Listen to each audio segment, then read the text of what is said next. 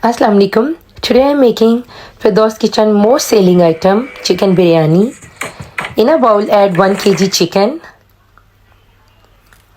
chili flakes, cumin and coriander powder, red chili powder, salt, turmeric powder, some lemon juice, ginger garlic paste.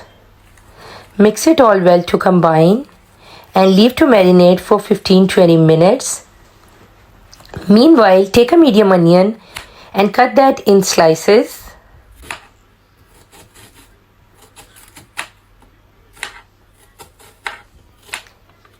In a cooking pan, add ghee or oil. Let it melt. Add the sliced onions.